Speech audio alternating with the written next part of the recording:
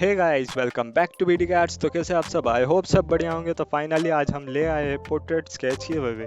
वैसे give away 200 subscriber पे होने वाला था, बट कुछ इश्यूज के कारण डिले हो गया। बट नो प्रॉब्लम, देर आए दुरुस्त आए।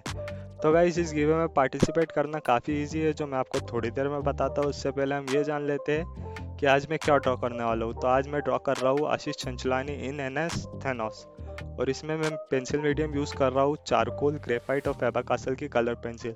तो स्केच काफ़ी बढ़िया बनी है गाइस, तो एंड तक ज़रूर देखना। तो वापस लौटते हैं गिव पे। तो इसमें पार्टिसिपेट करना काफ़ी इजी है, बस आपको करना है इस वीडियो पे लाइक, एक प्यारा सा कमेंट, और अगर आप इस चैनल पर नए हो तो सब्सक्राइब।